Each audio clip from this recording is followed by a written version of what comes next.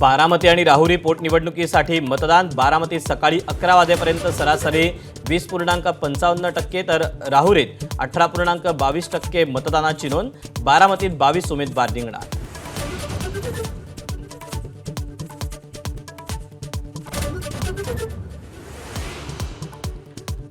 सुनेत्रा पवार यांनी काटेवाडीत तर अक्षय कर्डिल यांनी बजावला मतदानाचा हक्क।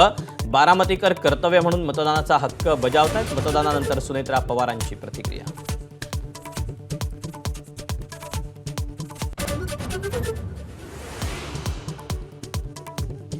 दोन 2029ला बारामतीतून मी लढावा अशी कार्यकर्त्यांची इच्छा।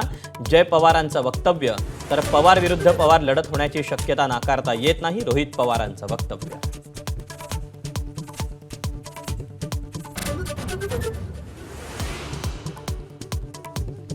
तामिळनाडूमध्ये सकाळी 11 वाजेपर्यंत सरासरी 37% मतदानाची नोंद। सर्व 34 जागांवर मतदानासाठी मतदारांच्या रांगा। सेलिब्रिटींनीही बजावला सकाळीच हक्क।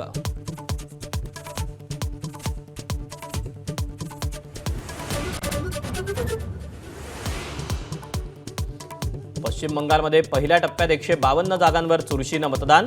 सकाळी 11 पर्यंत सरासरी 41.11% मतदानाची नोंद। अभूतपूर्व सुरक्षा व्यवस्थेत मतदान।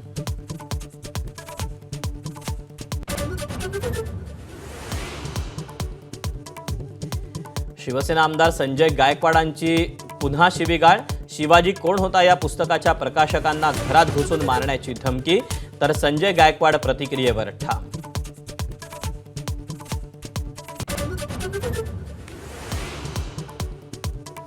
शिवसेनेच्या पक्ष आणि चिन्हावर आज सुप्रीम कोर्टात सुनावणी। यादीमध्ये खटला 36व्या क्रमांकावर असल्यानं आज तरी सुनावणी होणार का असा प्रश्न।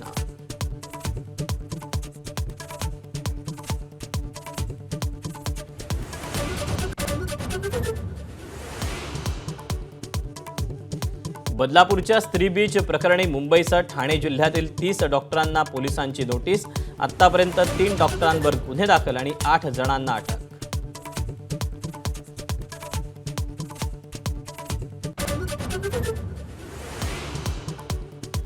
सप्तशृंगगडावरील मंदिराच्या नक्षीकामात 22 किलो चांदीची तफावत। चांदीचा अपहार झाल्याचा संशय। विभागीय आयुक्त आणि जिल्हाधिकाऱ्यांकडून चौकशीचे आदेश।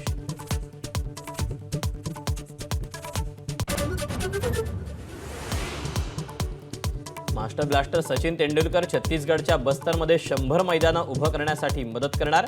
नक्षलग्रस्त दंतेवाड्यातल्या दौऱ्यात सचिनची घोषणा। मुलगी सारा आणि सून सानियाही सोबत।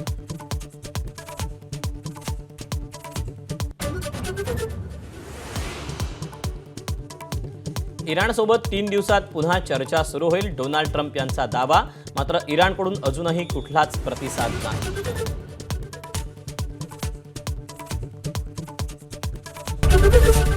एबीपी माझा, उघडा डोळे बघा नीट।